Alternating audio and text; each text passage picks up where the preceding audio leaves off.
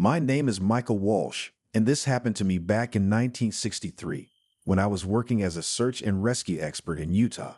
Even now, after all these years, my hands shake when I think about what I saw in Echo Canyon. Sometimes on full moon nights, I still wake up screaming. It all started when three hikers went missing in the canyon within just 2 weeks. I'd been doing search and rescue for 15 years by then, and something about these disappearances felt different. Usually, when people get lost in the canyons, we find some trace, a backpack, footprints, or sadly, their bodies. But these people, they just vanished into thin air. The local police called me in because I knew every inch of those canyons. If anyone can find them, it's Walsh, they said. I wish they had. I wish I'd stayed home that day. The first thing I did was talk to the families. Sarah Chen, a college student who loved taking photos. Tom Reeves, an experienced hiker who'd been exploring these canyons for 20 years. And Marcus Fletcher, a local high school teacher.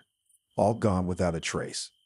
I remember sitting in the small police station in Moog, looking through their files.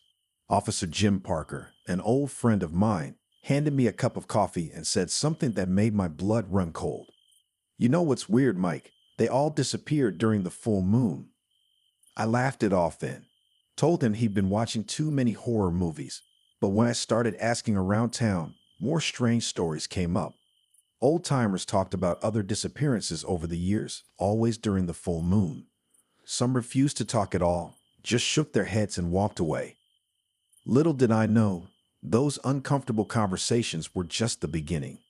I was about to discover something in those canyons that would change my life forever, something that shouldn't exist in our world. And the worst part?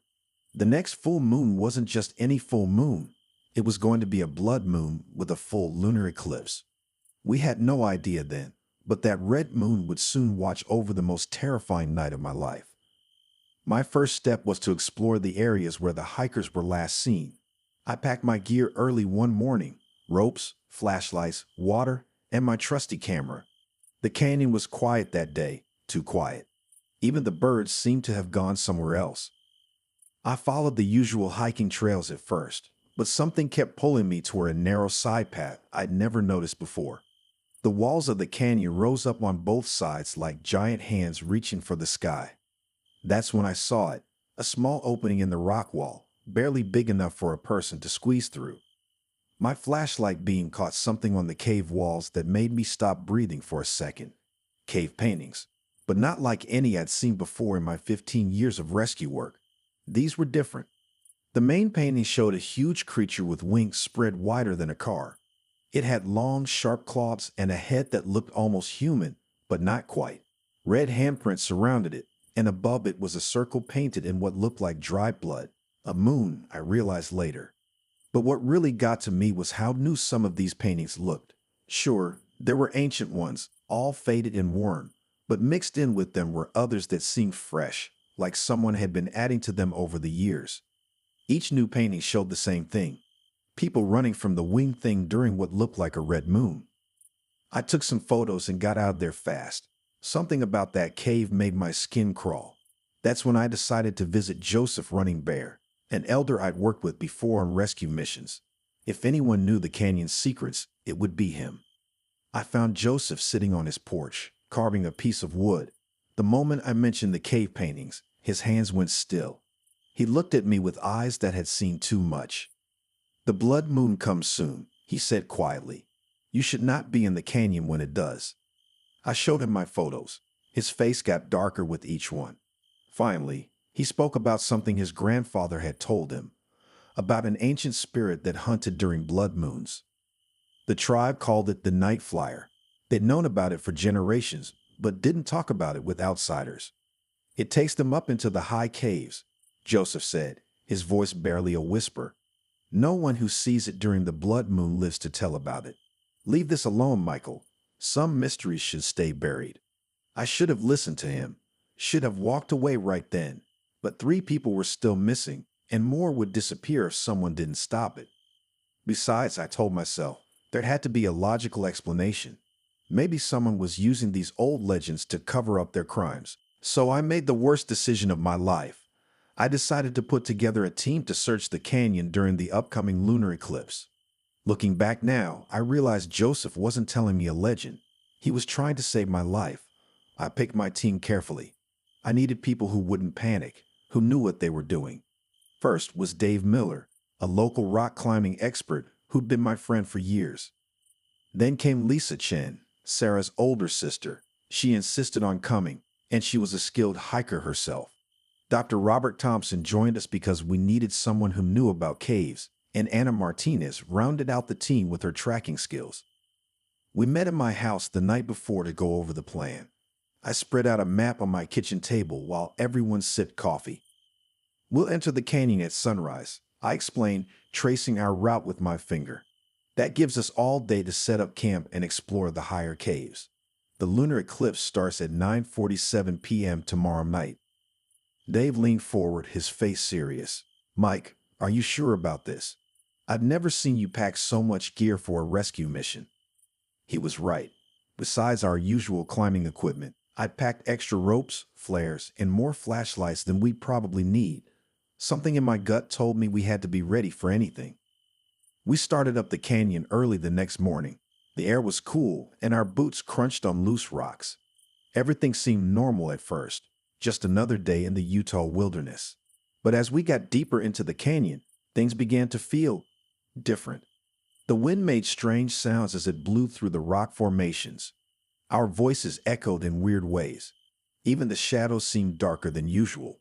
Nobody said it, but I could tell everyone felt it.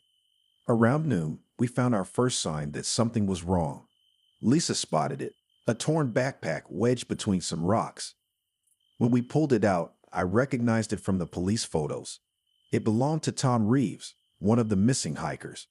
"Look at this," Anna said, running her fingers along the straps. They weren't just torn, they were shredded, like something with huge claws had ripped through them. Dr. Thompson picked up a water bottle that had fallen out of the backpack. "These marks," he said quietly, pointing to deep scratches in the plastic.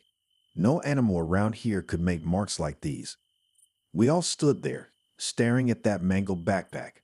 The sun was still high in the sky, but suddenly the canyon felt colder, much colder. Lisa's voice shook a little as she spoke. "We should keep moving. We need to find a good spot to set up camp before dark."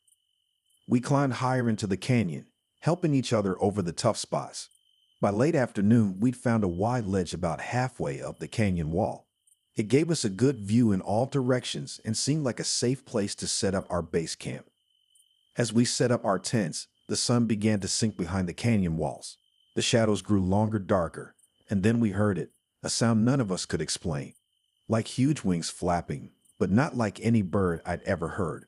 It came from somewhere high above us, echoing off the canyon walls. We all looked up, but there was nothing there, just the first stars appearing in the darkening sky, and a moon that was slowly beginning to rise. A moon that would soon turn blood red. Night fell quickly in the canyon. We sat around our small camp stove, drinking hot coffee and trying not to jump at every little sound. The moon rose higher, bright and full. In a few hours, it would start turning red. "Maybe we should turn off our lights," Dave suggested. "We might see better if anything happens." We killed our lanterns. The moonlight was so bright we could still see pretty well. That's when Anna noticed something strange about the canyon walls. "Look," she whispered, pointing. "The shadows are moving." She was right. The shadows seemed to be flowing, like dark water running down the rocks. But that wasn't possible. Shadows don't move on their own. At 9:30, Dr. Thompson checked his watch. Eclipse starts in 17 minutes. That's when we heard the sound again. Those massive wings, closer this time. Much closer. Something large moved across the moon just for a second. Lisa grabbed my arm so hard it hurt. "What was that?" she whispered. Before I could answer, a scream echoed through the canyon. Not an animal scream, a human one. It came from the direction of the cave I found earlier. "Someone's alive up there," Lisa said, already grabbing her gear. "It could be Sarah." "Wait," I called, but she was already moving. They went after her, and then we all had to follow. We couldn't let them go alone. We climbed higher, our headlamps bouncing beams of light off the rocks. The scream came again, closer now. We reached a narrow ledge just as the eclipse began. The moon started to darken at one edge. That's when everything went wrong. The wing sound came from right above us. Something massive swooped down. I still can't describe exactly what I saw. It was too big, too impossible.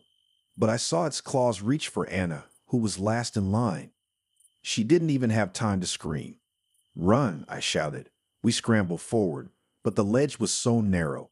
Dr. Thompson lost his balance, tried to grab the wall. The thing caught him too, lifted him like he weighed nothing. The moon was turning red now, casting everything in a bloody light. Dave pushed Lisa ahead of him, turned to look back. That was his mistake. The creature moved so fast, like a shadow coming to life. One moment Dave was there, the next he was gone. Lisa and I made it to a small cave. We pressed ourselves against the back wall, breathing hard. Outside, the thing swooped past, its wings making that horrible sound. Lisa was crying silently beside me. "We have to move," I whispered. "We can't stay here." But when I turned to look at her, she was staring past me, her eyes wide with terror. I felt hot breath on the back of my neck, heard a sound like wet leather stretching. I spun around and finally saw it clearly in the red moonlight. I saw its face. I wish I hadn't. What happened next is still a blur in my mind. I remember Lisa screaming, a sound that stopped suddenly. I remember running, my feet somehow finding holes on the rocks in the red darkness. The creature's wings made that terrible sound behind me, getting closer and closer.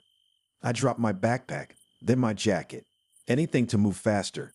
My flashlight beam jumped wildly across the rocks as I ran. The moon above was deep red now, making everything look like it was covered in blood. I found myself near the cave with the paintings. Without thinking, I dove inside. The opening was too small for those massive wings. I heard the thing land outside, heard its claws scraping on the rock as it tried to reach in. That's when I noticed something in my flashlight beam, a small crack at the back of the cave, leading deeper into the mountain. It was barely big enough for a person.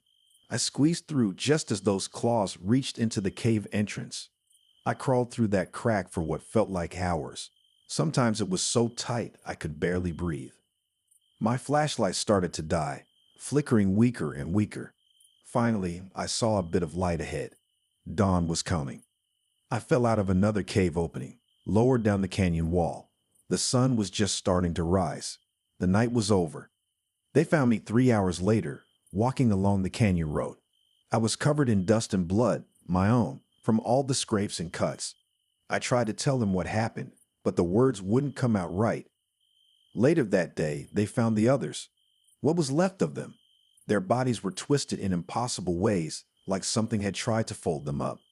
They were completely drained of blood, their skin pure white. I've seen a lot of terrible things in search and rescue, but nothing like that. The official report said it was an animal attack. Mountain lion maybe, or a bear. They ignored the fact that no animal could have done what I saw. They ignored the cave paintings. They ignored everything that didn't make sense. I quit search and rescue that day, moved away from Utah. But every time I see the moon starting to turn red, I think about what's still out there in Echo Canyon, waiting for the next blood moon. Sometimes, late at night, I wonder about those cave paintings, the old ones, and the newer ones. I wonder if, over the years, others survived like I did, if they also tried to warn people only to be ignored. And I wonder about all those missing people over the years, the ones we never found, the ones we'll never find, because the blood moons keep coming, and that thing is still there, still hunting, still waiting.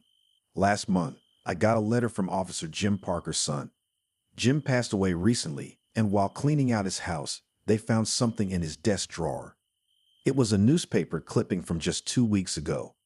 Thuri Hikr is missing in UTHS EC Hill Can Von. Below that was a smaller headline. Disappearances coincide with upcoming lunar eclipse. The article was paper clipped to a police photo. It showed new cave paintings, fresh ones, high up in the canyon walls. The same winged shape, the same blood-red moon. Jim's son also sent me a note his father had written before he died. It was short, just a few words. "Mike, I believe you now. I'm sorry." I called the Mo police station right away, tried to warn them. But the young officer who answered the phone just thanked me politely and said they had everything under control. Tonight, there's going to be another blood moon over Echo Canyon. And somewhere in those twisted rocks, something is waking up, spreading its wings, waiting for darkness to fall. If you're listening this, please stay away from Echo Canyon during the blood moon. No matter what you hear, no matter who's missing, stay away. Some things are better left alone in the dark. I should know. I'm the only one who ever survived to tell about it. And sometimes, on nights like tonight, I wish I hadn't.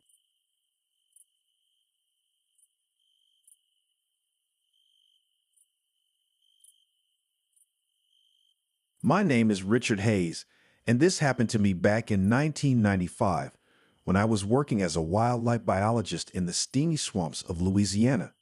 I'd spent years studying alligators, big, ancient creatures that had always fascinated me since I was a kid. But what I experienced that summer changed my life forever and still haunts my dreams 29 years later. I thought I'd seen everything there was to see in those murky waters. I was wrong, dead wrong. Sometimes at night, I can still hear the splash of dark water against my small research boat and feel the heavy air pressing down on me like a wet blanket. The memories are as fresh as yesterday.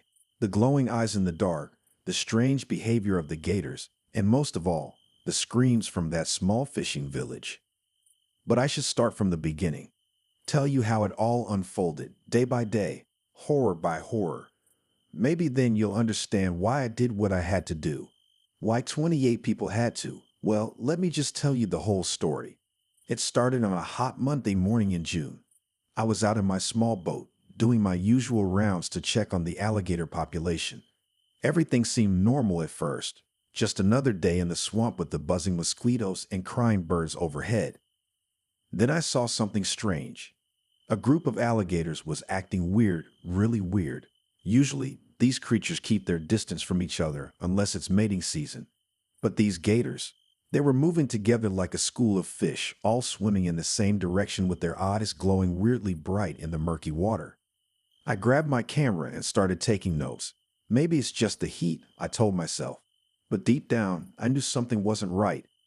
The way they moved was almost robotic. Their heads would twitch all at the same time, like they were all controlled by the same invisible puppet master. That evening, as I was heading back to my research station, I saw one of the gators attack a deer at the water's edge. Now, alligators hunting isn't unusual, but this was different. The gator didn't try to eat the deer. It just bit it and let it go. I'd never seen anything like that in my 15 years of studying these animals. Back at the station, I couldn't sleep. The image of those glowing eyes kept floating in my mind. Little did I know, this was just the beginning. The next day would show me something even more disturbing, something that would make my blood run cold. The next morning, I got lucky, if you can call it that. One of the strangely acting alligators had died, floating belly up near my dock. This was my chance to figure out what was wrong. I put on my gloves and got to work, doing what we scientists call an autopsy on animals. What I found inside that gator made my hands shake. Its brain looked wrong. There were these tiny, worm-like things crawling through it, hundreds of them. Under my microscope, I could see there was some kind of parasite I'd never seen before. They weren't in any of my books or research papers either. I called my old friend Sarah at the university lab. When I told her what I'd found, she went quiet for a long time. Rich, she said finally, you need to be really careful. If these parasites are making the alligators act strange, who knows what else they could do? I spent the whole day running tests. The parasites seemed to be controlling the alligator's brain, like tiny drivers in a big car. But here's the scary part. They were still alive, even though the alligator was dead. And they were trying to find a new host. That evening, I noticed something that made my stomach drop. The deer I'd seen getting bitten the day before. It was standing by the water's edge, staring blankly ahead, its eyes having that same strange glow I'd seen in the alligators. Just then, my phone rang. It was Tom, a fisherman from the nearby village of Willow Creek. Hayes, he said, his voice shaking. Something's wrong with my brother. He got bit by a gator 2 days ago, and he's acting real strange. I grabbed my medical kit and drove my truck as fast as I could to Willow Creek. It was a tiny fishing village, just 28 people living in old wooden houses by the swamp. Everyone knew everyone there. When I arrived at Tom's house, a few neighbors were already gathered outside, whispering to each other. Tom's brother Mike was sitting in a chair, staring straight ahead. His eyes, they had that same ghostly glow I'd seen in the alligators. When I tried to talk to him, he didn't answer. He just kept mumbling about others and joining them in the water. He hasn't eaten or slept since yesterday, Tom told me, his voice cracking. Just sits there or walks to the water's edge and stares at it for hours. While I was examining Mike, Mrs. Peterson from next door came running in. Her husband had started acting the same way. Then someone mentioned the Miller twins were sick too. My heart started racing as I realized what was happening. The parasite wasn't just controlling alligators anymore. It had jumped to humans. I called Sarah again, my hands shaking so bad I could barely hold the phone. It's spreading, I told her. We need help, real help. She promised to contact the CDC, but warned me not to let anyone leave the village. If this gets out, she didn't need to finish that sentence. That night, as I was setting up a makeshift lab in Tom's garage, I heard splashing from the swamp. Looking out the window, I saw Mike and 5 other infected villagers walking into the dark water, moving just like those alligators had, all together, like they shared one mind. Things got worse fast. Each day, more villagers showed the signs. The blank stares, the glowing eyes, that creepy way of moving. By the 4th day, more than half of Willow Creek was infected. The healthy people were scared, keeping their doors locked and windows shut. I worked day and night in my makeshift lab, trying to find a way to kill the parasites. Nothing worked. Not heat, not cold, not any medicine I could think of. They just kept living, kept spreading. The infected villagers would gather at the water's edge every night, standing there for hours like they were waiting for something. Sarah called with bad news. The CDC team was stuck dealing with another outbreak up north that would make it for at least a week. But we might not have a week, I told her, watching through my window as Mrs. Peterson's teenage daughter walked toward the swamp with that familiar blank look. Then something even scarier happened. The infected people started working together, trying to grab the healthy ones. They weren't violent. They just wanted to hold people under the swamp water long enough for the infected alligators to find them. It was like the parasites were recruiting. I noticed something else too. My own hands were starting to shake, and sometimes my vision would get blurry. Deep down, I knew what it meant. Somehow, maybe while working with that first dead alligator, I'd been infected too. I could feel the parasites in my brain, trying to take control. That's when I realized what I had to do, and why I had to do it fast, before I lost control of my own mind. With trembling hands, I made my last call to Sarah. There's only one way to stop this, I said, fighting against the fog that was slowly creeping into my mind. The parasites can't survive in very salty water, and I know what needs to be done. I had access to the flood control station upstream. One turn of those gates would send salt water rushing into the swamp, into the village. It would kill everything, the infected alligators, the parasites, and the people they were controlling, including me. By then, only 3 villagers were still uninfected. I told them to run, to get as far away as they could. I watched them drive away as the infected villagers started walking toward me, moving as one, their eyes glowing in the darkness. Even Tom was among them now. My head was pounding. I could feel myself slipping away, the parasites getting stronger. With the last bit of strength I had, I drove to the flood station. My hands were shaking so bad I could barely turn the wheel that would open the gates. I'm sorry, I whispered as I heard the rush of salt water begin. The infected villagers were coming closer, but it was too late for them to stop me. The water was rising, becoming salty, and I could hear their screams mixing with the screeching of dying alligators. I was one of the lucky ones. The parasite in me was still young, weak. The salt killed it before it could take full control. But the others, all 28 people in that village except those 3 who escaped, they're gone now. The official story says it was a flood, a tragic accident, but now you know the truth. Sometimes I go back there, to that empty village. The swamp has taken it over now, And sometimes on really quiet nights, I think I see a faint glow under the water. But maybe that's just my guilty conscience playing tricks on me. I still work as a wildlife biologist, but far away from Louisiana now. Up in Montana, where the waters run clear and cold. I've never told anyone the whole story until now. The three survivors, they moved away, started new lives. We don't talk about what happened. How could we? Sometimes I wake up in the middle of the night, my heart racing, thinking I see that strange glow in the mirror, but it's never there. The doctors say I'm clean, no trace of the parasite left in my system. But the memories, those never go away. I wrote a research paper about a new alligator parasite, but I kept it vague. Some things are better left unknown. The swamp has been declared safe now, and new families have moved into the area. They built their houses away from the water, though, as if some part of them can sense what happened there. Last year, I got a letter from Sarah. She said they found similar parasites in a lake in South America.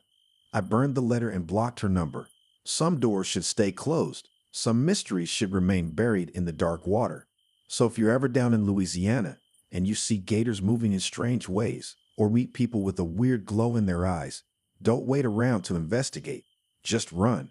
Run as fast as you can. Because not all fever stories have happy endings. And the swamp keeps its secrets.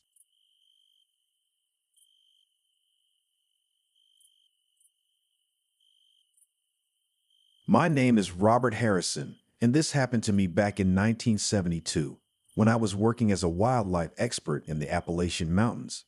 I wish I could forget what I saw at Black Pond, but some things stay with you forever, haunting your dreams and making you question everything you thought you knew about nature. I remember that spring morning like it was yesterday. The air was crisp and the mountains were covered in a light fog when I got the call about dead fish washing up on the shores of Black Pond. Now, fish die-offs aren't unusual. They happen when there's too little oxygen in the water or when the water gets too warm. But something about this case felt different right from the start. Black Pond wasn't like other lakes I'd studied. It sat in a deep valley surrounded by tall pine trees that seemed to lean over the water like they were guarding some secret. The locals didn't like to talk about it much, and I soon found out why. When I arrived at the pond that first day, the sight of hundreds of dead fish scattered along the muddy shore made my stomach turn. But it wasn't just that they were dead, it was how they died.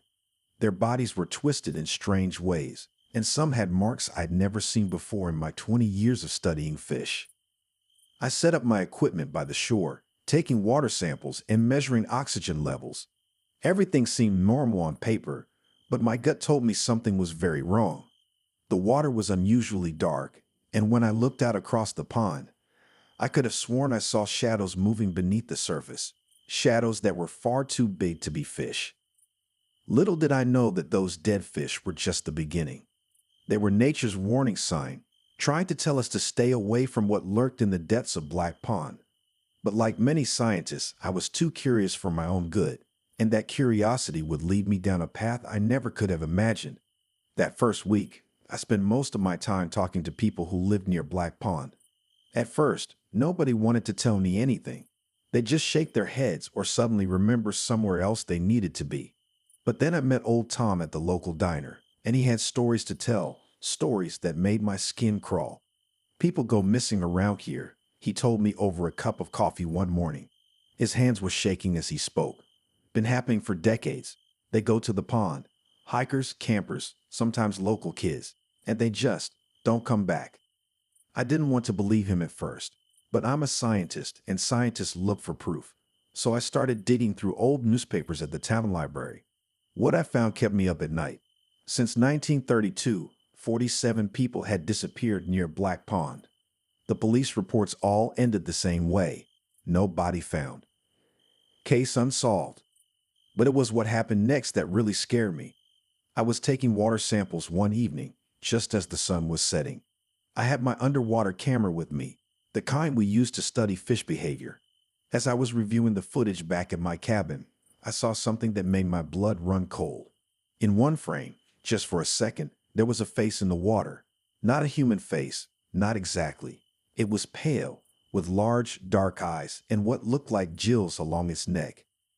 I played that video 100 times, telling myself it had to be a trick of the light or a smudge on the lens.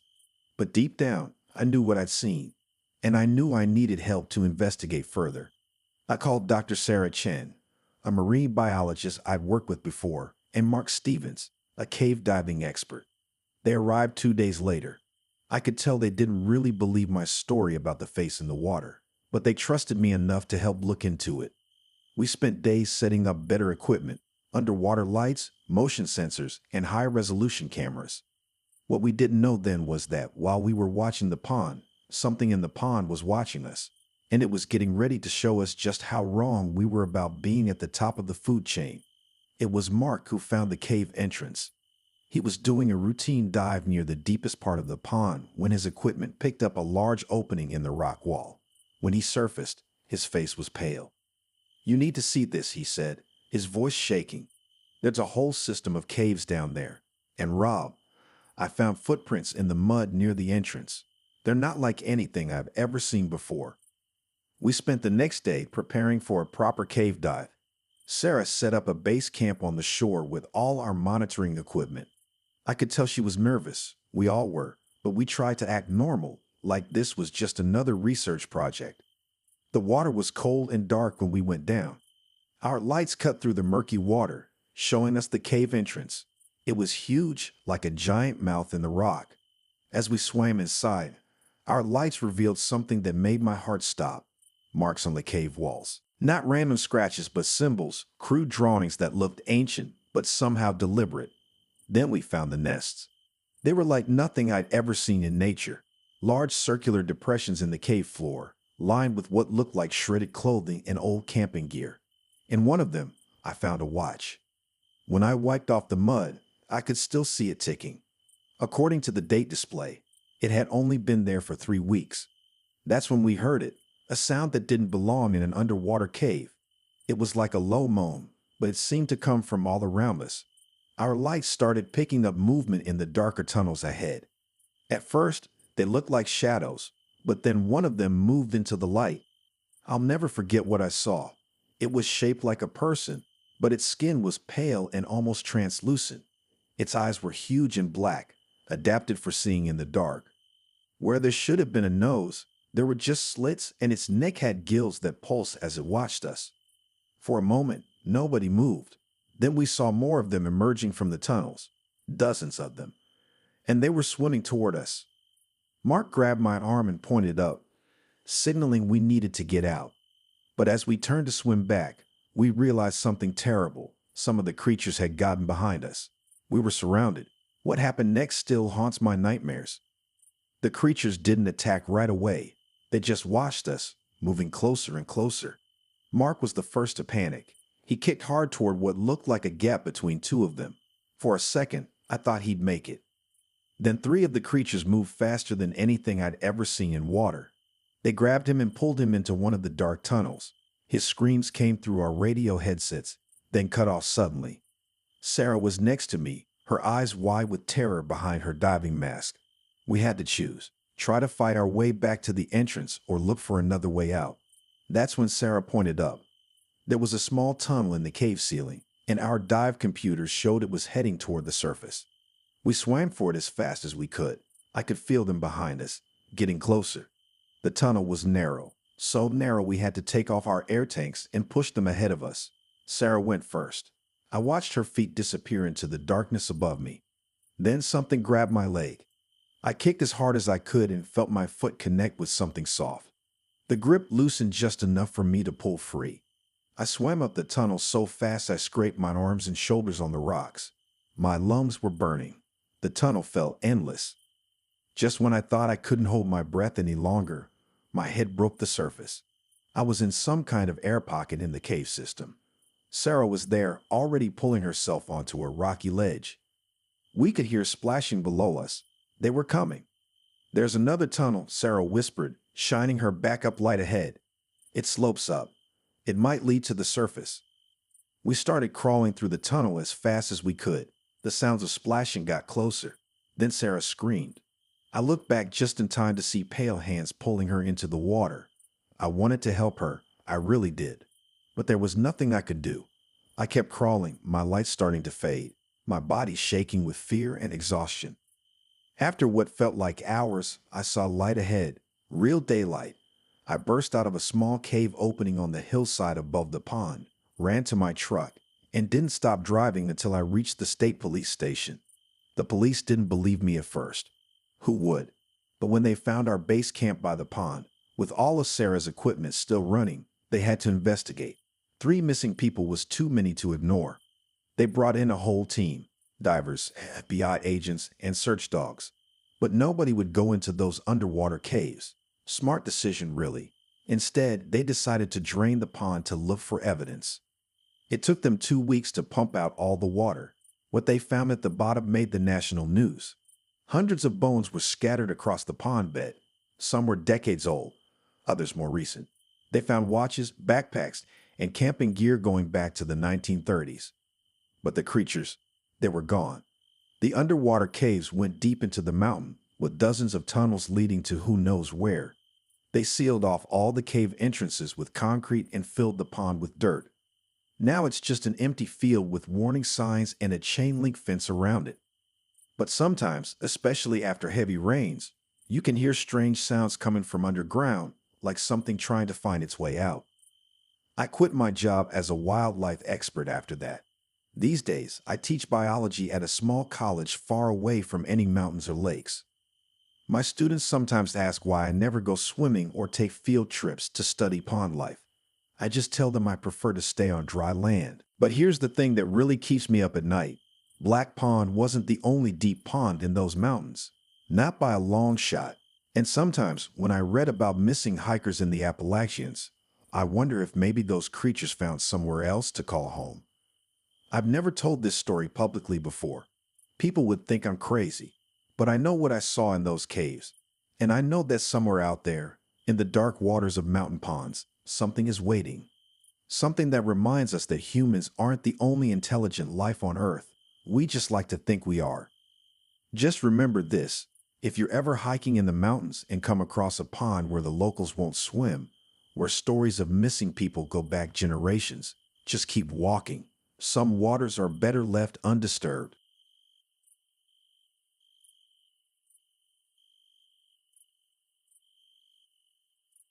My name is William Cooper, and this happened to me back in 1978 when I was working as a ranger in Navajo Territory. I kept quiet about it for all these years, but I think it's finally time to share what I saw during that terrible drought season. Some nights, I still wake up in cold sweat, the memories as fresh as if they happened yesterday. I was 32 then, had been a ranger for almost a decade, and thought I'd seen everything there was to see in those vast, empty lands. The summer of '78 was brutal, the kind where the sun bakes the earth until it cracks like old leather, and the wind carries nothing but dust and the smell of dying plants. We hadn't seen rain in almost 4 months, and the local ranchers were getting desperate as their cattle started dying from thirst. My job was simple enough. Patrol the territory, help any stranded travelers, keep an eye out for illegal hunters, and make sure the local wildlife wasn't causing trouble for the ranchers. I'd do my rounds in my old Ford Bronco, checking the usual spots, marking my logs, and occasionally radioing back to base. It was lonely work, but I liked it that way. At least I used to. The story I'm about to tell you, it changed everything I thought I knew about the world. Some folks might not believe me, and that's fine. I wouldn't believe it either if I hadn't lived through it myself. But every word I'm about to share is true as the scars I still carry and the nightmares that still haunt me. It all started on a Tuesday evening in late August, just as the sun was setting. I remember because the sky looked like it was on fire, all orange and red, like nature itself was giving us a warning about what was coming. I was doing my final patrol of the day when I got a call about some dead cattle out near Shadow Rock. I didn't know it then, but that call would be the beginning of the most terrifying month of my life. When I got to Shadow Rock, the sun had almost set, leaving just enough light to see by. Old Jim Martinez, one of the local ranchers, was waiting for me in his pickup truck. His face was pale, and his hands were shaking as he lit a cigarette. "You gotta see this, Cooper," he said, his voice trembling. "Never seen anything like it in my 40 years of ranching." He led me to a dry creek bed where three of his cattle lay dead, but these weren't normal deaths. The animals looked wrong. Their skin had been peeled off so neatly it gave me chills, like someone had unbuttoned a coat and slipped it right off. There was hardly any blood, which made no sense at all. Even stranger were the tracks around. I heard about the cattle, he said before I could even say hello. But that's not what's really bothering you, is it, William? I told him everything about the perfect way the skin was removed, the weird footprints, and that awful sound we'd heard in the dark. The whole time I talked, John just nodded, his weathered face getting more serious with each detail. My grandfather warned me about this, he said quietly, pouring us both some coffee. Every 100 years or so, when the land gets this dry, it wakes up. The drought brings it out of its sleep. What wakes up? I asked, though I wasn't sure I wanted to know the answer. John leaned forward in his chair. Our people call it Yi Neld Lushi, the skinwalker. Long ago, there was a medicine man who broke our sacred laws. He used dark magic to steal the forms of animals, wearing their skins to become them. But the magic turned against him, trapped him between human and beast. Now he wanders, stealing new skins when his old ones dry out. I tried to be logical about it, but John, that's just an old story, right? He shook his head. Look at this. He went inside and came back with an old photo, yellow with age. It showed cattle killed the exact same way as the ones I'd seen. Skin removed perfectly, no blood. The photo was dated 1878. It's starting again, John said, but this time it's different. The drought's gone on longer than usual. It's hungrier than before. And William, he grabbed my arm, his grip surprisingly strong. It doesn't just want animal skins anymore. It's looking for something better, something that can last longer. Right then, my radio crackled. It was Tom's voice, but something sounded off about it. Cooper, you need to come see this. Found something strange out by Eagle Canyon. John's face went pale when he heard Tom's voice. Your partner, how long has he been acting different? What do you mean? I asked, but then I started thinking about it. The past few days, Tom had been staying out late on patrol. He'd stopped eating lunch with us. And sometimes, when he thought no one was looking, I caught him staring at people in a way that made my skin crawl. Be careful, William, John said as I got up to leave. If what I fear is true, that might not be your partner calling you anymore. As I drove toward Eagle Canyon, the sun was high in the sky, but I felt cold all over. Everything John had said kept spinning in my head, and I couldn't shake the feeling that I was driving straight into a trap. When I reached Eagle Canyon, I found Tom's Ranger truck parked near the edge, but no sign of him. I grabbed my rifle, something I rarely did during daylight hours, and called out his name. The only answer was my echo bouncing off the canyon walls. That's when I noticed Tom's radio lying in the dirt near his truck. Next to it were his boots, neatly placed like someone had just stepped out of them. His uniform shirt was there too, folded clean and tidy. Something in my stomach turned to ice when I saw that. Tom? I called again, gripping my rifle tighter. Over here, Cooper. His voice came from behind a large boulder. Something about it sounded wrong. Like someone trying to copy Tom's voice, but not quite getting it right. I walked slowly toward the boulder, every step feeling heavier than the last. The air had gotten strangely cold for a summer afternoon. Found something interesting, Tom's voice said. Real interesting. I rounded the boulder, and there he was. But the moment I saw him, I knew John had been right. Tom was standing there shirtless, his skin looking loose somehow, like it didn't quite fit right. His head was tilted at an angle that no human neck should bend to, and his eyes were all wrong. They looked like animal eyes now, yellow and slitted like a cat's. What's wrong, Cooper? Not Tom asked, his mouth stretching into a smile that was too wide, showing too many teeth. You look like you've seen a ghost. I raised my rifle. Where's the real Tom? He laughed, a horrible sound that started like Tom's laugh, but turned into something else. Something that sounded like a mix between a coyote's howl and a man's scream. Tom was getting too nosy, he said, taking a step toward me. Found me changing skins last night. Poor Tom. He didn't even have time to radio for help. Another step. But his skin, it fits so nice. Much better than those cattle. Humans last longer, you see. Don't dry out so quick. I started backing away, keeping my rifle pointed at him. Stay back. Or what? Not Tom's neck cracked as he turned his head completely sideways. You'll shoot your own partner. That's when I noticed something behind him. A dark shape slumped against the canyon wall, partially hidden by brush. I could just make out a human form, but it looked wrong, like an empty suit of clothes. But the clothes were made of flesh. The thing wearing Tom's skin must have seen where I was looking. It grinned even wider. Don't worry, it said, starting to move in a way that no human bones should allow. You'll be joining him real soon. Your skin looks nice and strong. Might last me a whole year. What happened next is still a blur in my mind. The thing that used to be Tom suddenly moved, faster than anything I've ever seen. It came at me like a spider, its arms and legs bending in impossible ways. I fired my rifle, but it was already too close. The impact knocked me down, sending my rifle sliding across the dirt. Its hands grabbed at my face, and they felt wrong, cold and dry like old leather. Its skin was starting to split at the seams, showing something dark and horrible underneath. The smell was awful, like rotten meat left in the sun. Hold still, it hissed in Tom's voice. It only hurts for a minute. That's when I remembered what John had given me before I left. A small pouch of sacred herbs he pressed into my hand, telling me to throw it if things went bad. With my free hand, I grabbed the pouch from my pocket and threw it right in the creature's face. The effect was instant. The thing wearing Tom's skin screamed, not with Tom's voice anymore, but with something ancient and angry. It rolled off me, clawing at its face as the skin around its eyes started to smoke and bubble. I scrambled for my rifle, my hand shaking so bad I could barely grab it. The creature was thrashing around, parts of Tom's skin peeling away to reveal something underneath that my mind still can't make sense of.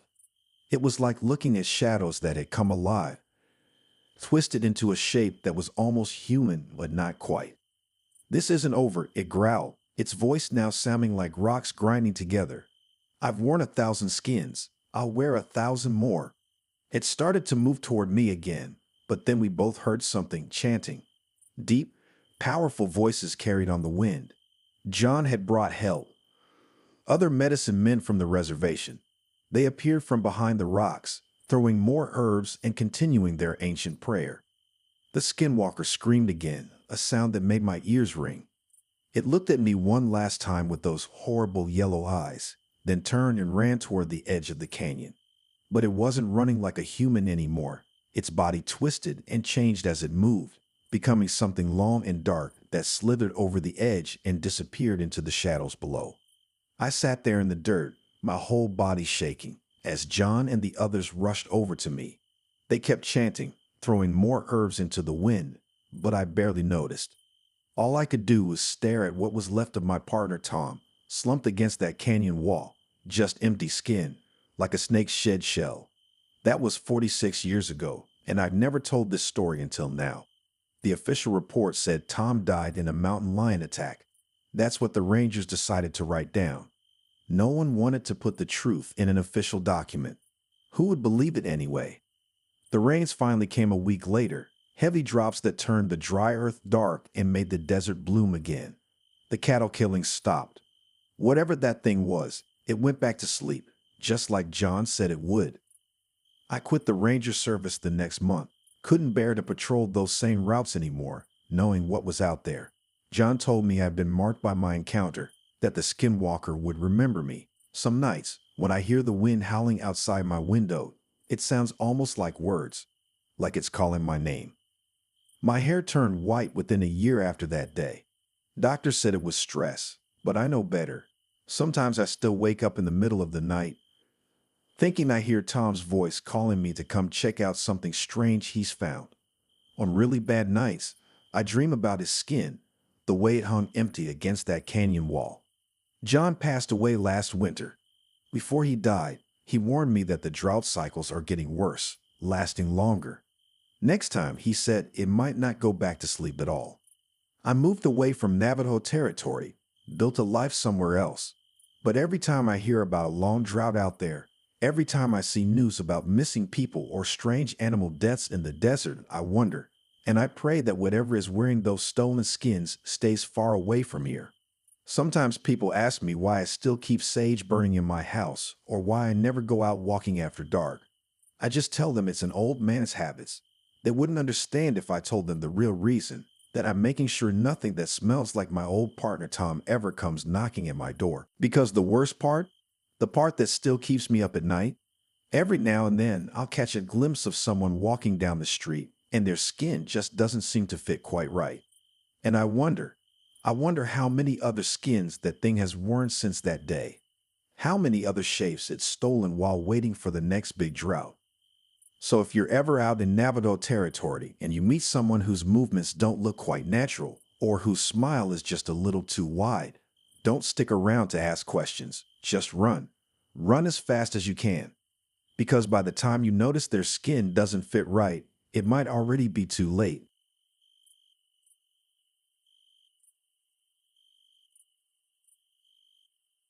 My name is David Martinez, and this happened to me in the winter of 1981. I still can't sleep some nights when the wind howls outside my window because it reminds me of what I saw on Mount Rainier. Even now, 43 years later, my hands shake when I think about it. I was 32 back then, working as a rescue specialist in the Alpine Rescue Team. I've been doing that job for almost 10 years, and I thought I'd seen everything the mountain could throw at me. Avalanches, frostbite victims, lost hikers. These were all just part of the job. But nothing could have prepared me for what I found up there in the freezing darkness. It started with a radio call on a Tuesday evening. The sun was already setting, painting the sky in shades of orange and purple. I remember it clearly because I was just about to head home when the emergency signal came through. Three climbers hadn't checked in at their scheduled time. They were experienced folks, not the usual tourists who get themselves into trouble because they don't respect the mountain. David, my boss Mike said, I know it's late, but you're the best we've got. The storm's getting worse up there, and these people might not make it through the night. I looked out the window at the darkening sky. Snow was starting to fall, and the weather report warned of temperatures dropping to minus 20 degrees. Something in my gut told me to say no, to wait until morning, but I couldn't, not when lives were at stake. I'll get my team together, I told Mike, already reaching for my gear. Send me their last known coordinates. Little did I know that by agreeing to this rescue mission, I was about to face something that would haunt me for the rest of my life. Within an hour, I had assembled my team, Sarah, who was our medical expert, and Tom, who knew Mount Rainier better than anyone I'd ever met. We loaded our gear into the rescue helicopter and took off as the snow started falling harder. The climber's last signal came from Camp Muir, about 10,000 feet up. I shouted over the helicopter's noise.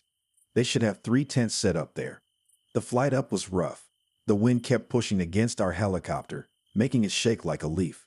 Through the windshield, I could barely see anything except swirling snow. Usually, I could spot camps by their lights or the glow of campfires, but tonight the mountain was pitch black.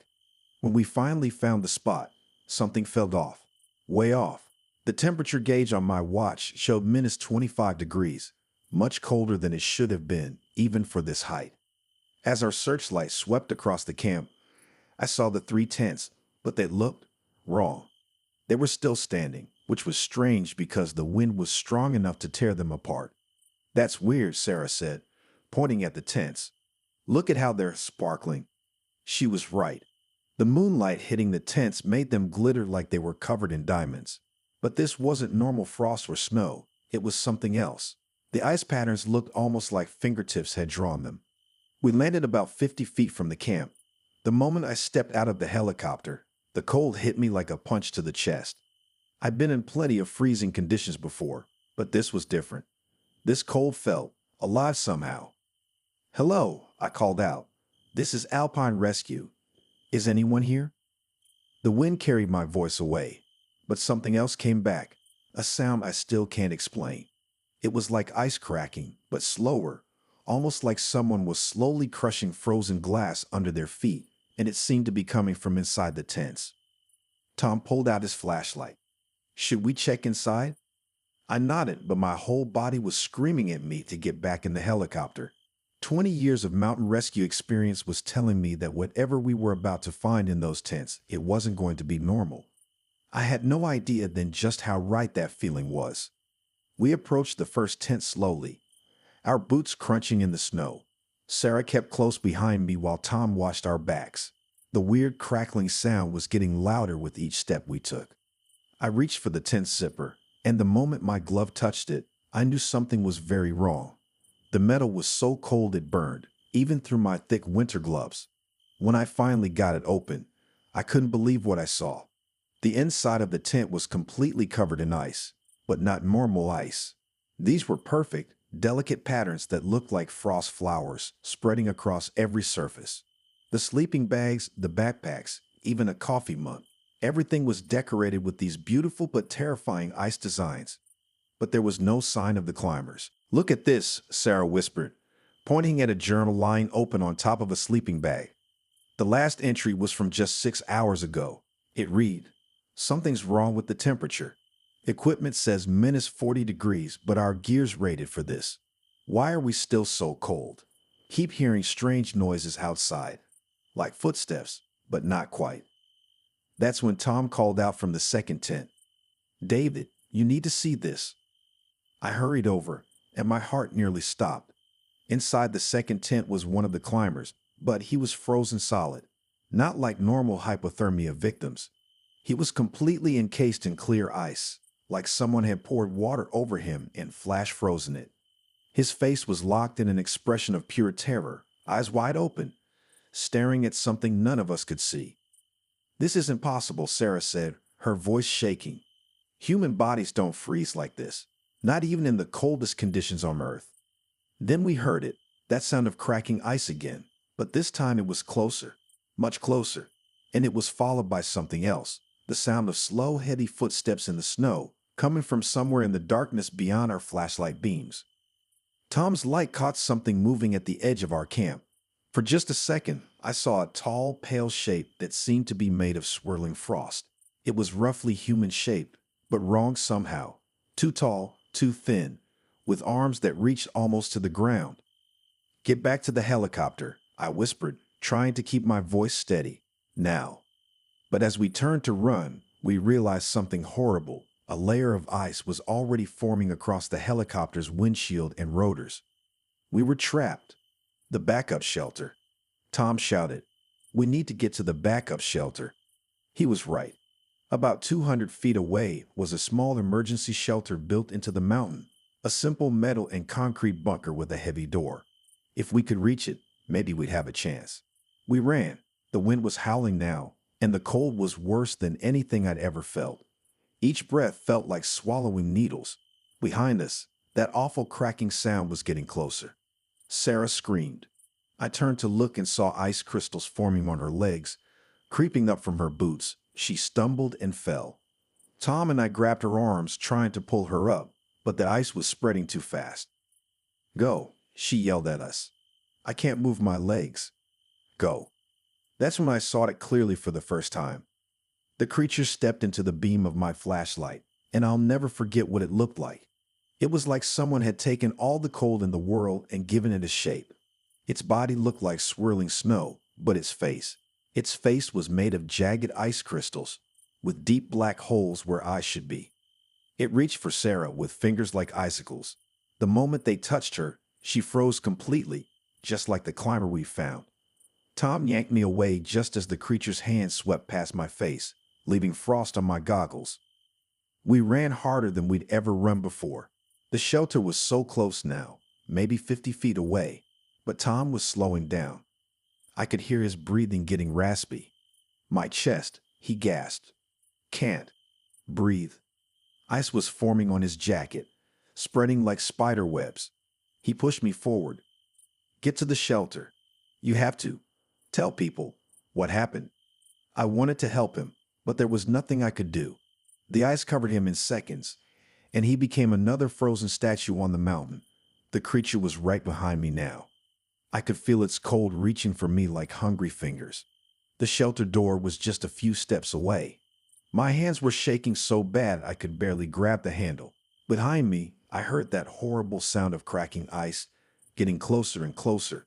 I yanked the shelter door open and threw myself inside, slamming it shut just as something heavy crashed against it. The sound of ice forming on the metal door was like nails on a chalkboard. The shelter was small, just a single room with some emergency supplies. My hands were shaking so badly I could barely grab the satellite radio. Outside, I could hear that thing walking around, its footsteps making that terrible crackling sound in the snow.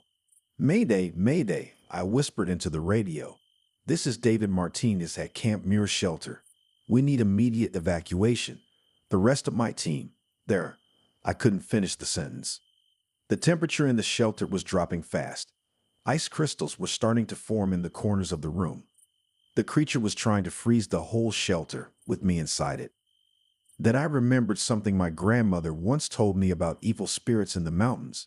They couldn't stand heat or fire. I looked around desperately and spotted the emergency flares in the supply box. It was a crazy idea, but it was all I had. The door was starting to crack from the cold.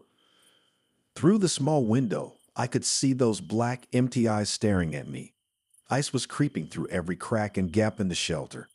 My fingers were almost too numb to work, but I managed to light all 3 flares at once. The shelter filled with bright red light and burning heat. The creature made a sound like breaking glass and backed away from the door. I don't know how long I stayed in that shelter, holding those flares until they nearly burned my hands, watching the ice retreat from their heat. When the sun finally rose, the creature was gone. Just gone. Like a nightmare that fades in the morning light. The rescue team found me hours later. They found the frozen bodies of Sarah, Tom, and the 3 climbers too.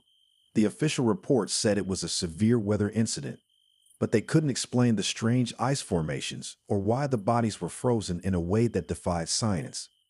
I quit mountain rescue after that night. Some people say I'm a coward, but they weren't there. They didn't see what I saw. These days, I live in Arizona where it never snows. But sometimes on cold nights, I still wake up in a panic, thinking I hear that sound of cracking ice outside my window. And I know it's still out there, somewhere on Mount Rainier, waiting in the snow and darkness. The White Death, we called it. And if you're ever climbing that mountain and the temperature drops too fast, or you see strange patterns in the frost, don't stop to admire them. Just run. Run as fast as you can. Because by the time you hear that cracking sound, it's already too late.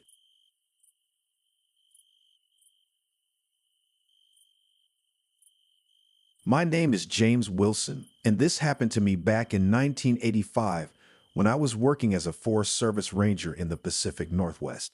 I spent over 20 years protecting our forests, but nothing in my training could have prepared me for what I encountered in those dark woods. I still remember everything like it was yesterday.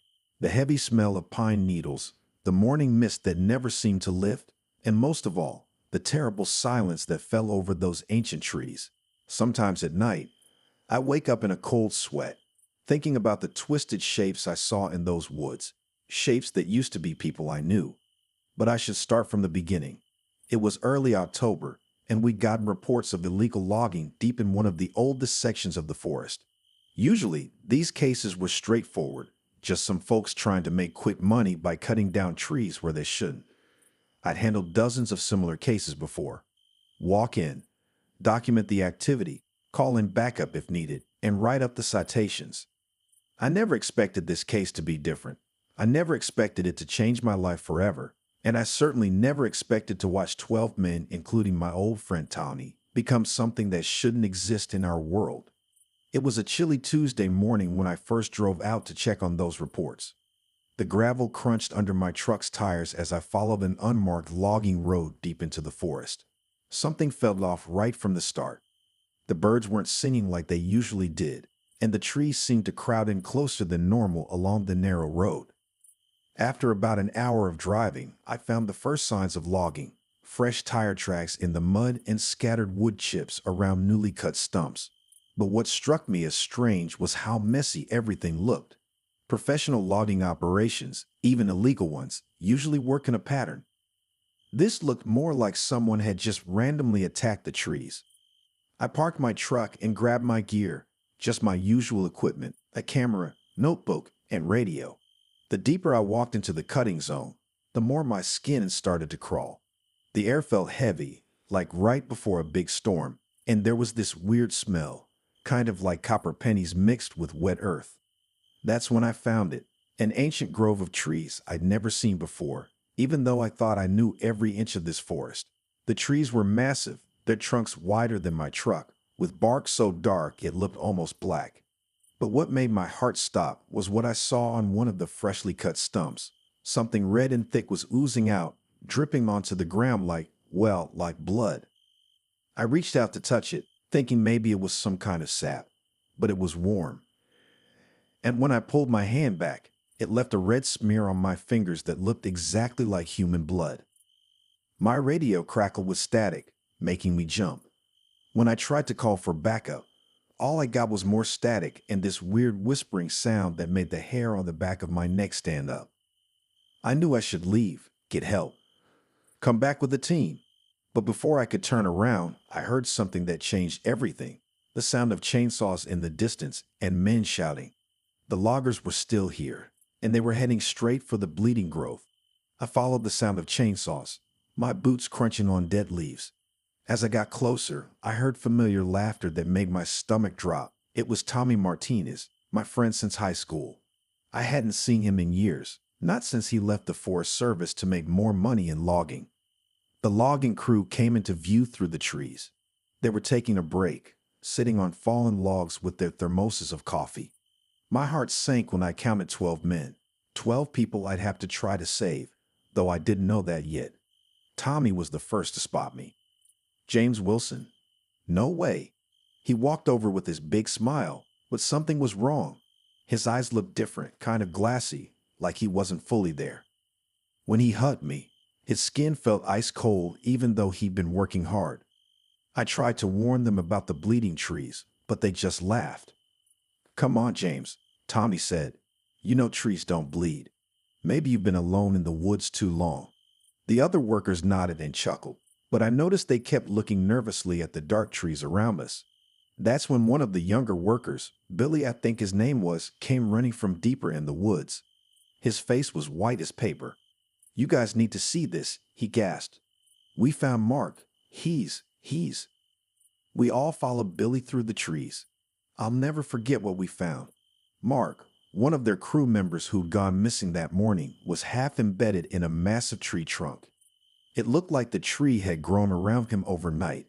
His face was frozen in a scream, and dark roots were wrapped around his arms and legs like ropes. The loggers started backing away, but Tommy just stood there staring. When he turned to look at me, his eyes had turned completely black, like pools of oil, and his voice didn't sound like his anymore. The forest is awake, he said in a voice that sounded like rustling leaves. And it's hungry. Everything happened so fast after that. The other loggers started running, but their screams were cut short one by one. Dark roots burst from the ground, wrapping around their ankles and pulling them down. Trees that had stood still for hundreds of years suddenly bent like rubber, their branches reaching out like hands. I tried to grab Tommy to shake him out of whatever had taken control of him. Tommy, please, we need to get out of here. But he just smiled at me with that terrible empty-eyed look. Why would we leave, James? The forest is giving us what we deserve. We heard it, and now it wants us to stay. Forever. As he spoke, I watched in horror as bark began growing over his skin, spreading like a rash. His fingers lengthened into twisted branches, and his feet grew roots that dug into the soil. I ran. I'm not proud of it, but I ran as fast as I could.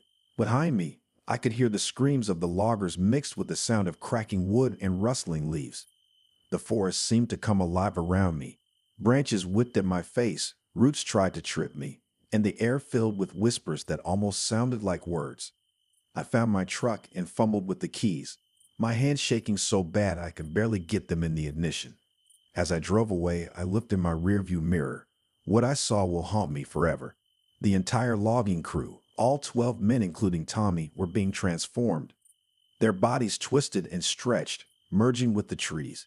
They became these horrible half-human, half-tree things, their faces frozen in eternal screams in the bark. I called for backup as soon as I got cell service, but when the Forest Service team arrived the next day, everything was different.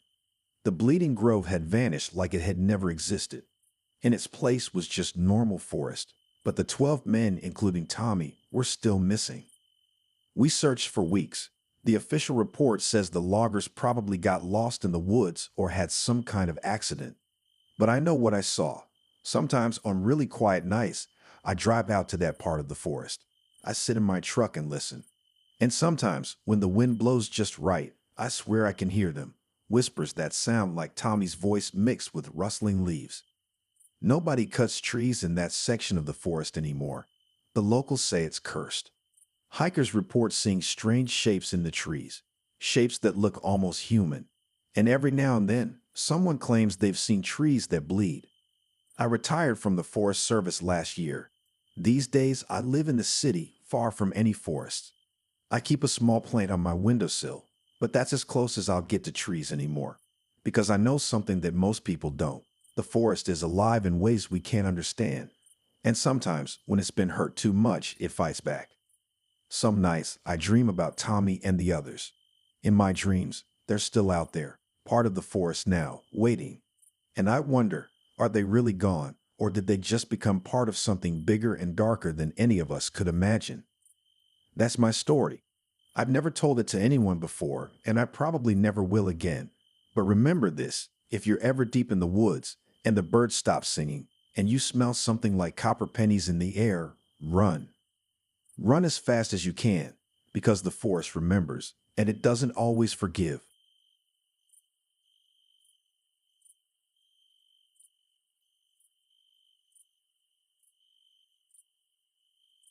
My name is Margaret Foster, and this happened to me back in 1988 when I was working as a park ranger at Yellowstone. Even now, 36 years later, I still wake up some nights reaching for my right eye, the one I lost to that crimson fall. But I should start from the beginning, shouldn't I? Tell you how 5 men melted before my eyes and how I discovered a horror the government had buried decades ago.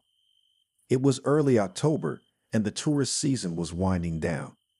The air had that crisp bite to it that always reminded me why I love my job. Most people think being a park ranger is all about helping lost hikers and warning folks not to feed the bears. But there's a darker side to it, dealing with poachers who think our national parks are their personal hunting grounds. That autumn morning started like any other. I was sipping coffee from my thermos, checking the logbook from the night shift, when Jerry, my fellow ranger, radioed in. He found fresh tire tracks near the restricted area in the northern section, the kind that didn't belong to park vehicles. I knew right away what that meant. Poachers.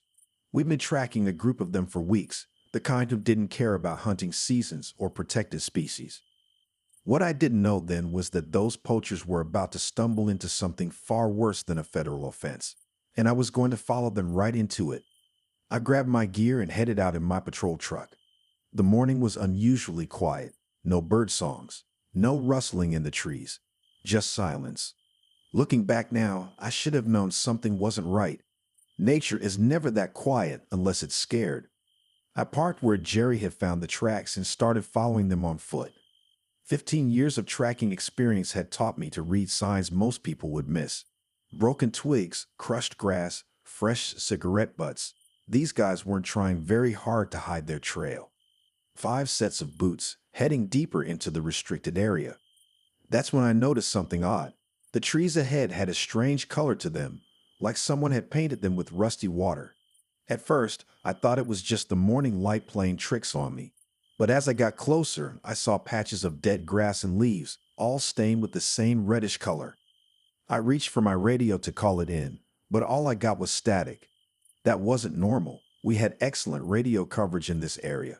The air felt different too, heavier somehow, like right before a thunderstorm, but the sky was clear blue above the trees.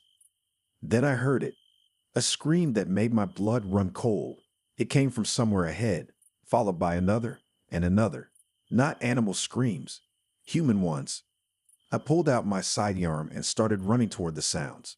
That's when I saw it, a wall of red mist creeping between the trees, as thick as fog but the color of blood.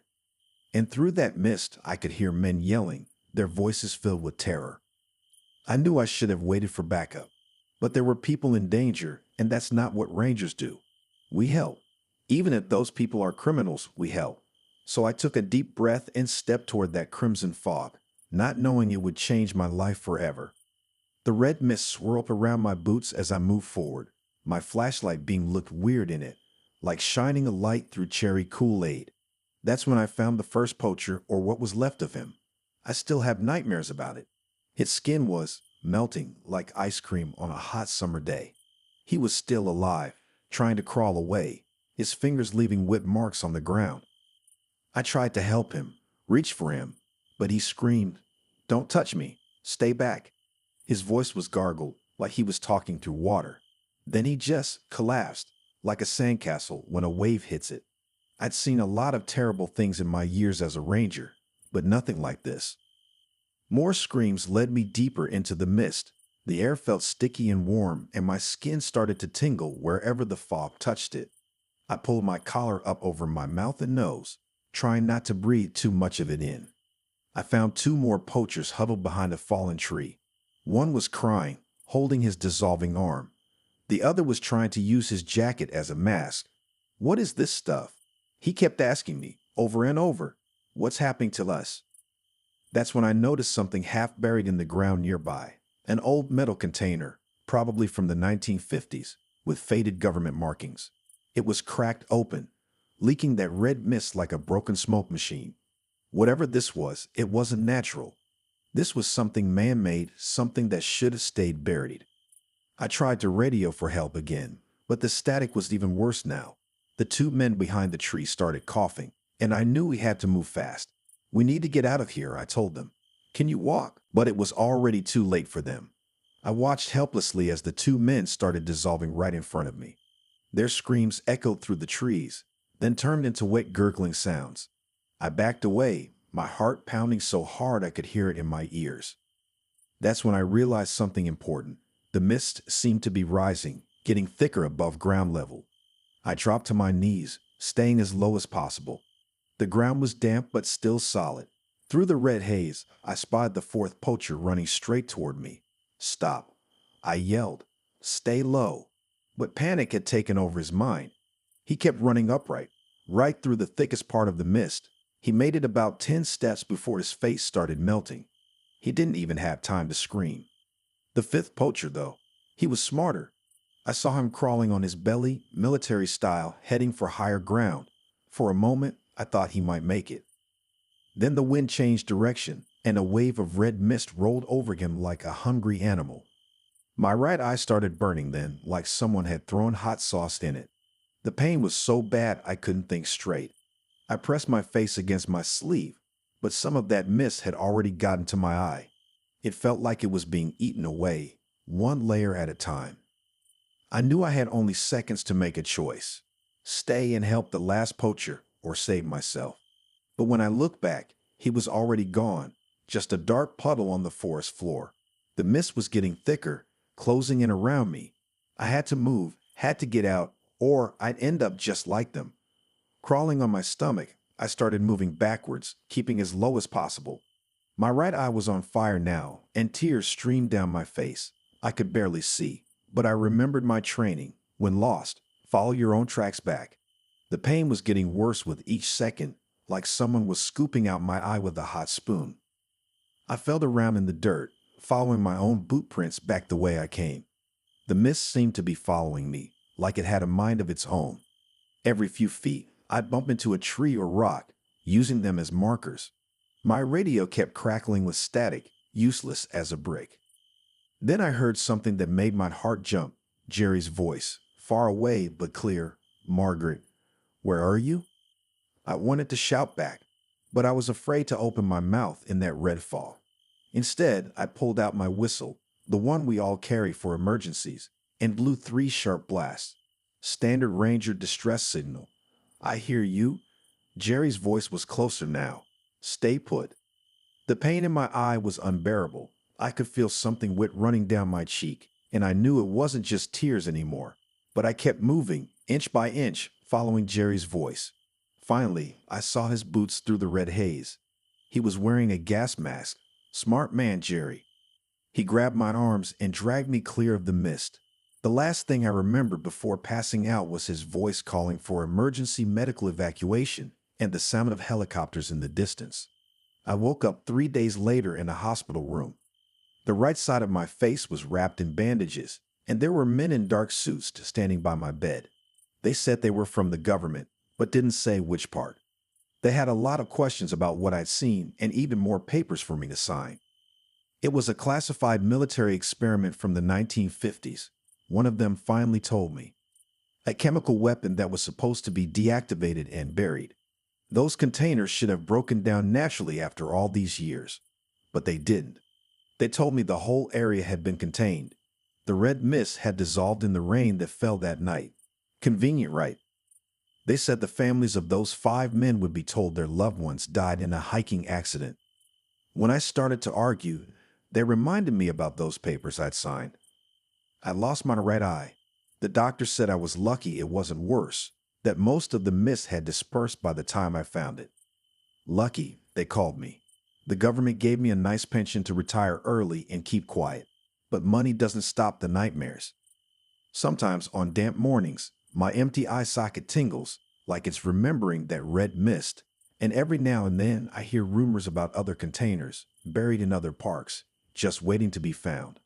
I pray those rumors aren't true, because I know what happens when the past doesn't stay buried, when old secrets come back in a crimson fall. And that's my story. I still work as a consultant for the Park Service sometimes, teaching new rangers what signs to look for. Not just for poachers, but for things that shouldn't be there. Things better left undisturbed, because in this job, it's not just the bears and the cliffs you need to watch out for.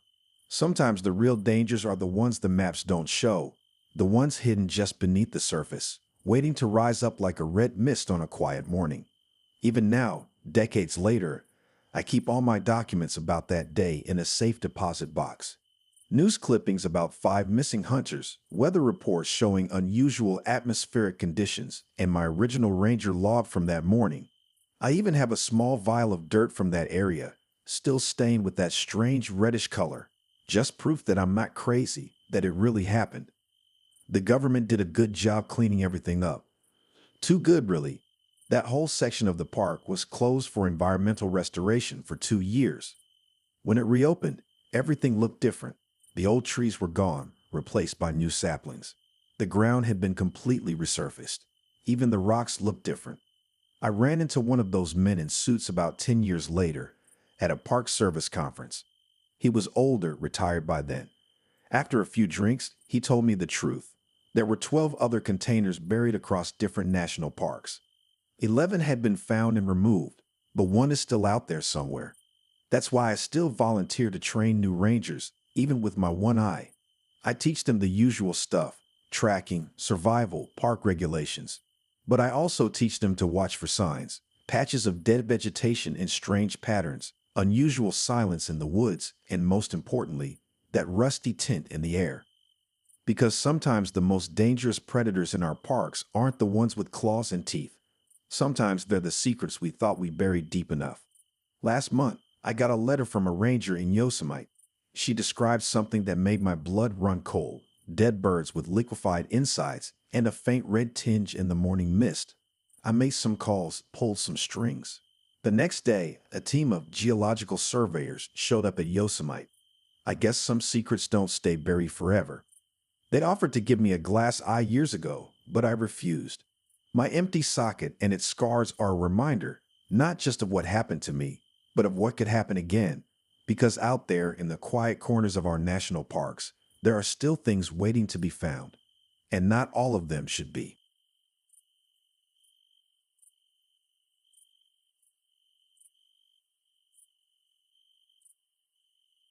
My name is Peter Anderson. This happened to me back in 1991. And even today, 33 years later, I still wake up in cold sweats when I think about it. Before I go on, you should know that I can't see anymore. And maybe that's a blessing, considering what I witnessed in those caves. Back then, I was known as one of the best cave rescue specialists in the country. When people got lost in dark, twisted underground spaces, I was the one they called. I'd saved 28 lives over 12 years, and I took pride in that. Caves were like a second home to me, or at least, That's what I foolishly thought. I guess I should start with why we went down there in the first place. A group of local hikers had found a cave opening in the mountains that wasn't on any of our maps. Now, that might not sound exciting to most people, but for us cave explorers, an unmapped cave is like finding buried treasure. I put together a team of 5 others, all experienced cavers I'd worked with before: Sarah, our geologist, Mike and Tom, my regular rescue partners, Lisa, who knew more about cave photography than anyone I met, and Dave, our medical expert. We started our descent early on a cold morning in March. The cave mouth was narrow, barely wide enough for one person and our equipment. I remember Sarah joking that it looked like the cave was trying to swallow us. If only we'd known how right she was. The first hour was normal, just the usual careful climbing down, checking our ropes, and marking our path so we could find our way back. The air got colder as we went deeper, and our headlamps made shadows dance on the wet walls. Everything echoed, even our whispers bounced back at us. Then we found something that made us all stop. There, on a smooth part of the wall, were paintings. Not just any paintings. These were ancient. Red and black handprints, stick figures running from something, and strange shapes we couldn't quite make out.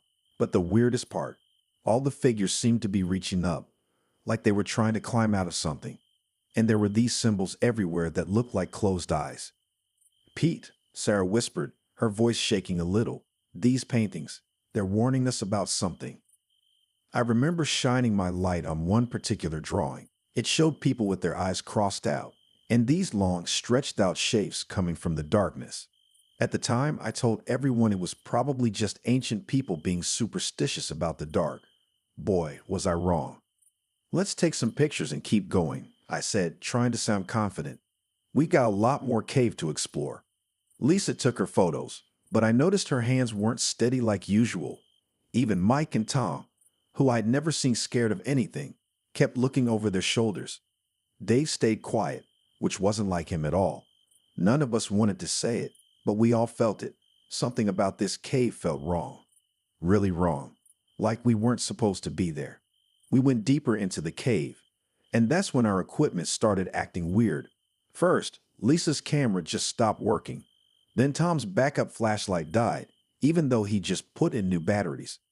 It was like something was sucking the power out of our gear. "Maybe we should head back," Dave suggested, but I was too stubborn to listen. That's the thing about being good at your job. Sometimes it makes you overconfident.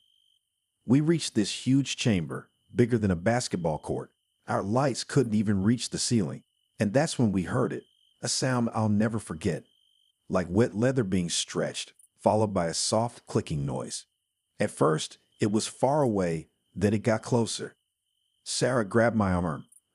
"Pete, kill your light," she whispered.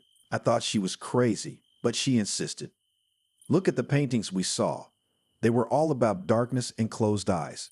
What if—" Before she could finish, Mike screamed. Not a normal scream, the kind that makes your blood freeze. Something had grabbed him, something we couldn't see properly in our light beams.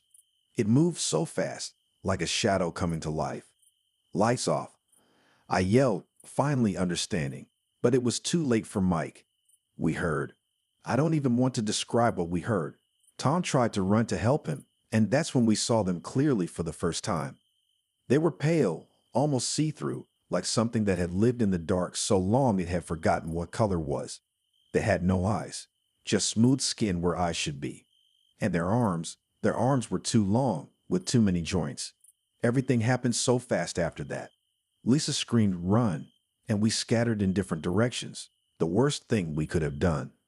I heard Tom shout, "This way," from somewhere to my left, but then his voice turned into this horrible gurgling sound. I clicked off my headlamp and pressed myself against the cold cave wall. My heart was beating so loud, I was sure those things could hear it. In the pitch darkness, my other senses went into overdrive. I could smell something awful, like rotten meat mixed with cave moss. And those clicking sounds, they were everywhere now. Dave's voice came from somewhere ahead. "Pete, Sarah, anyone?" Then I heard that wet, leathery sound again, followed by Dave's scream. It echoed through the cave until it just stopped. "Sarah?" I whispered as quietly as I could. "Lisa?" A hand grabbed my arm and I nearly shouted, but it was Sarah. She was shaking. They hunt by sound and movement, she whispered, her lips right next to my ear, and they hate the light, but they're faster than us in the dark. We stood there, barely breathing, listening to those things move around us. Their clicks seemed to be some kind of language. They were talking to each other, hunting us. Then Lisa's voice rang out from somewhere in the darkness. Help! Please, I'm stuck. Sarah squeezed my arm hard. We both knew it was a trap. Those things were learning, using Lisa's voice to lure us out. Sarah and I moved as quietly as we could, feeling our way along the cave wall. We had a plan, make it to the narrow passage we'd come through. Those things were big. Maybe they couldn't follow us there. But then Sarah stumbled, just a small sound of her boots scraping rock. The clicking stopped, complete silence. That was worse than the noise. Much worse. They came from above. I heard Sarah gasp, and her hand was ripped from mine. I broke my own rule and turned on my light. That was my biggest mistake. I saw Sarah being pulled up into the darkness, and then I saw one of those things right in front of me. Its skin looked like wet paper, and its mouth opened way too wide. It sprayed something in my face, felt like acid in my eyes. I screamed and fell backward, my light spinning as I dropped it. Everything was burning, going dark, not cave dark, permanent dark. I ran. I don't know how I found my way. Maybe it was all those years of cave rescue experience. Maybe it was pure luck. I kept one hand on the wall and just ran, even though I couldn't see. Those things were behind me. I could hear them clicking, getting closer. The burning in my eyes got worse. I tripped, fell, got up, kept running. My hand found the rope we'd used to climb down.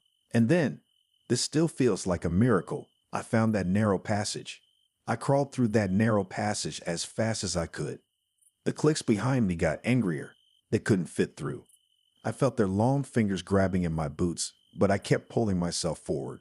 My eyes were on fire and I couldn't see anything. But sometimes being blind in a cave is just like having your eyes closed. You learn to feel your way. I followed the rope we'd left, pulling myself up through the cave system. My hands were bleeding from scraping against the rocks, but I didn't care. I just kept going. Every few seconds, I heard those clicks echoing up from below, getting fainter as I climbed higher. Finally, I felt something I'll never forget, a breeze on my face, fresh air. The cave entrance was close. I dragged myself out into what I thought was daylight, but I couldn't see it. I knew right then that I never would again. The rescue team found me half a mile from the cave entrance, still crawling, still trying to get farther away. I was babbling about monsters in the dark, about my team, about the paintings that tried to warn us. Of course, they didn't believe me at first. But here's the thing that still haunts me. When they went back to look for the others, they couldn't find the cave. It was just gone, like the mountain had swallowed it up. All they found was a solid rock wall where the entrance used to be. They never found my friends' bodies, never found our equipment, never found any trace of those creatures. The only proof anything happened is my blind eyes and the nightmares that wake me up screaming. Sometimes, late at night, I hear clicking sounds outside my window, and I wonder, did we really trap them down there, or did we just show them the way out? The doctors ran every test they could think of on my eyes. They'd never seen anything like it. The liquid those creatures sprayed wasn't acid. It was something else. Something that changed the structure of my eyes completely. One doctor said it looked like my eyes had aged hundreds of years. I heard they sealed off that whole area of the mountain, put up warning signs about unstable ground. But I know the truth. I think the government knows too. Every now and then, someone in a suit comes to ask me questions. They're especially interested in the clicking sounds and how the creatures communicated. Last month, I heard about another cave expedition that went missing 2 states over. The only survivor was found wandering in the woods, blind, talking about clicking sounds in the dark. When I heard that, I knew they didn't stay trapped in our cave. They're spreading. So that's my story. These days, I live alone, far from any caves or mountains. I keep all my lights on, all the time, even though I can't see them. Because sometimes, late at night, I hear that familiar clicking sound, and I know they're still out there, still hunting, still spreading.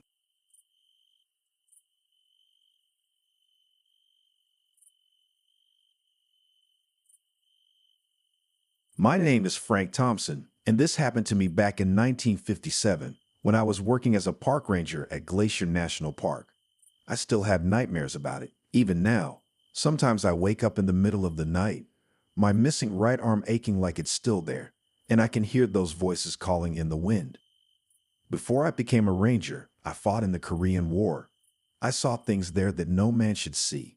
When I came back home, I couldn't stand being in the city anymore. Too many people, too much noise.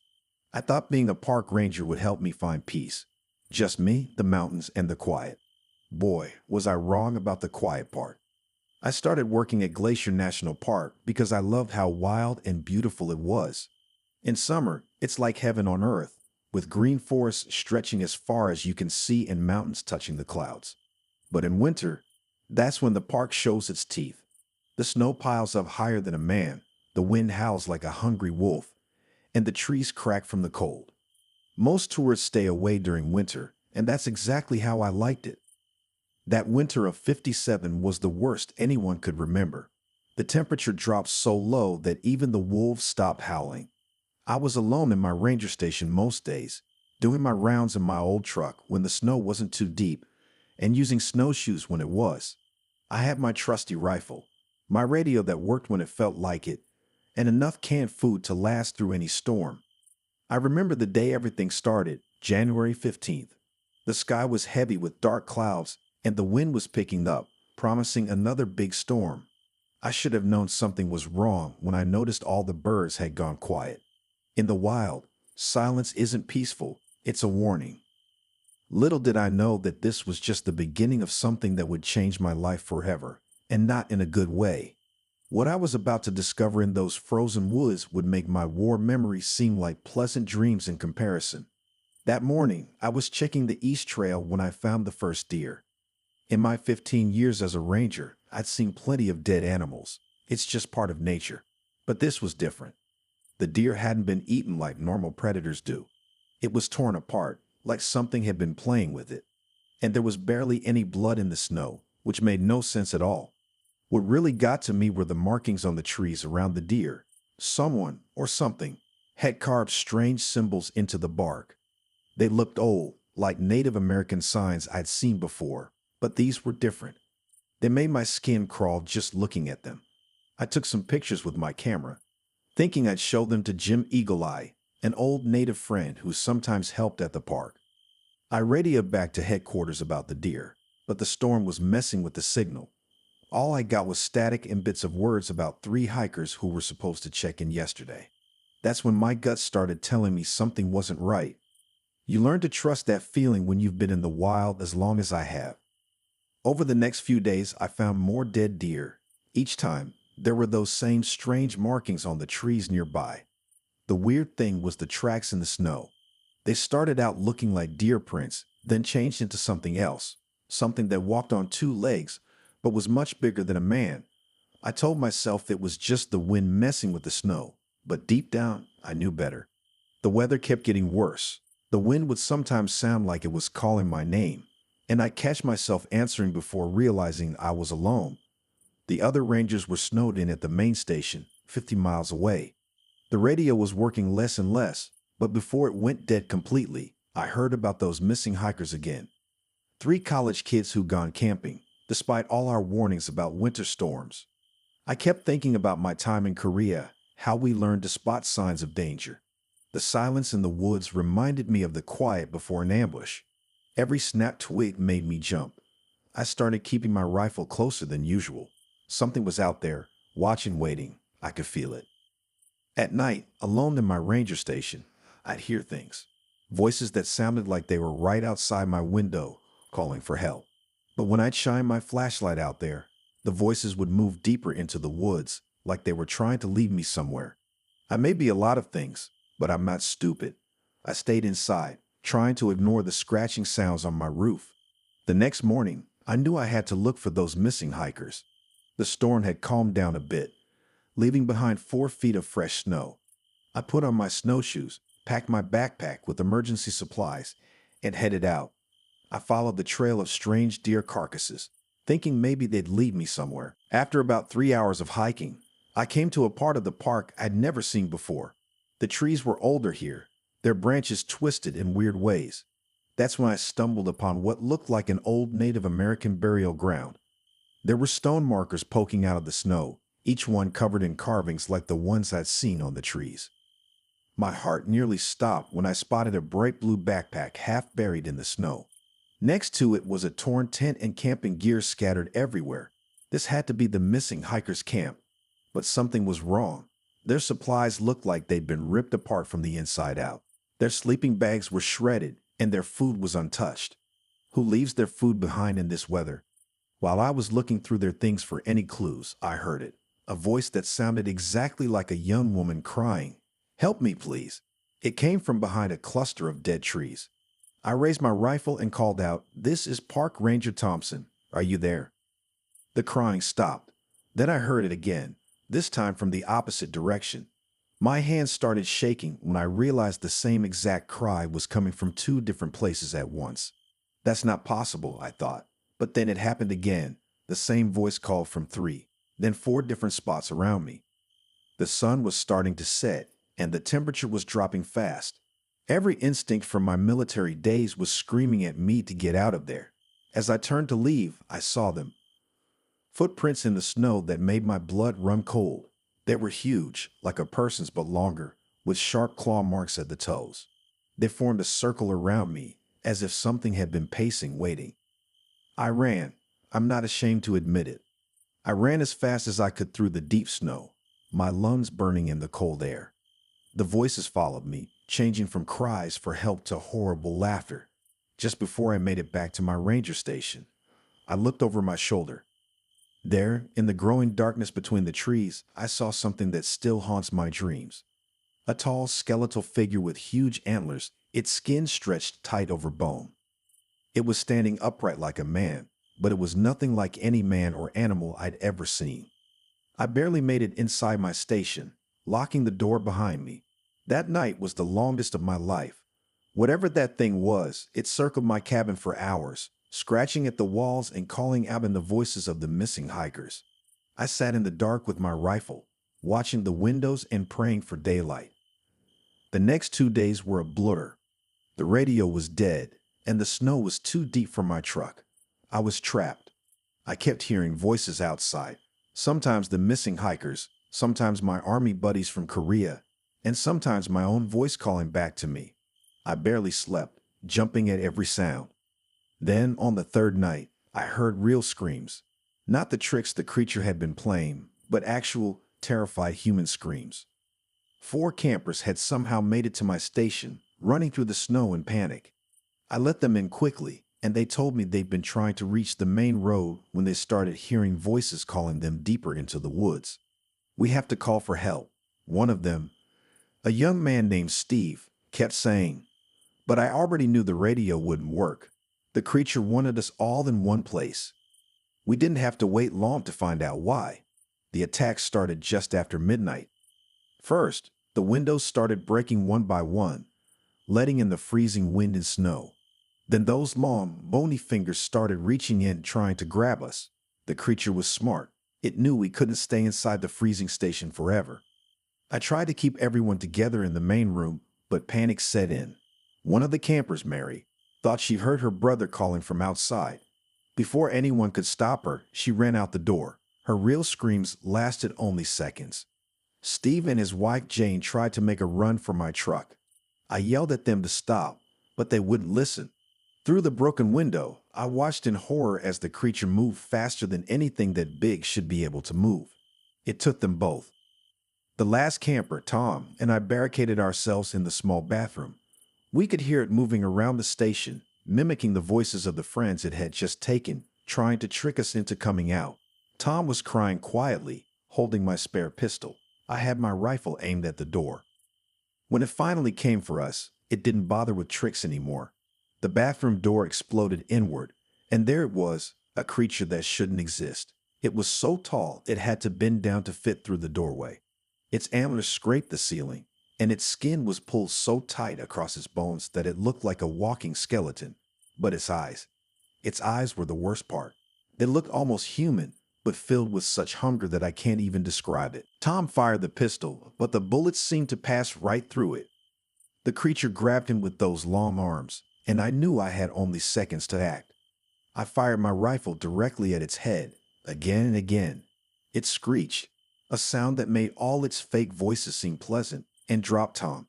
But as it fell, one of its claws caught my right arm, tearing through flesh and bone like paper. I don't remember much after that. The pain was too much. I woke up 3 days later in a hospital.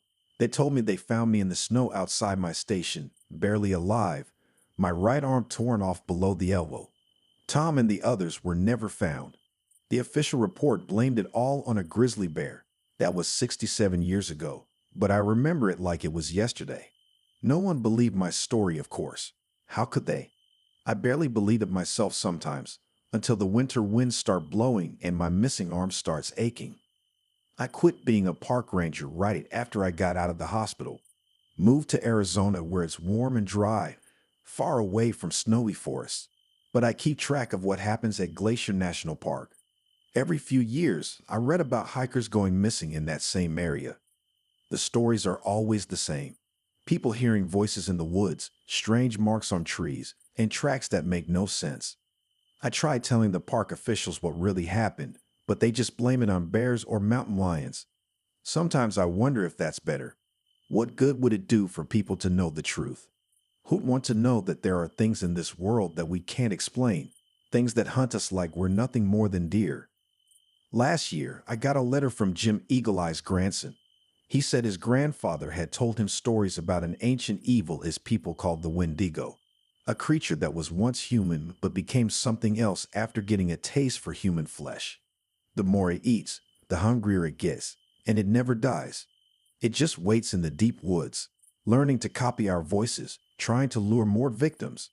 The worst part isn't the memories of that night or even losing my arm. It's knowing that thing is still out there. Sometimes on cold nights, I wake up thinking I hear voices calling from outside my window. Voices of those 4 campers who died, voices of the 3 hikers who were never found, and sometimes I hear my own voice calling back to me from the darkness. I'm an old man now, and I know my time is getting short. That's why I'm finally telling this story. Maybe someone will read it and think twice before going into those woods alone. Maybe they'll hear a familiar voice calling them deeper into the forest and remember my warning. And maybe, just maybe, they'll be smart enough to run the other way. Because in those deep, dark woods, not every voice calling for help is what it seems. And if you hear someone you know calling your name from the shadows, well, you better hope it's really them.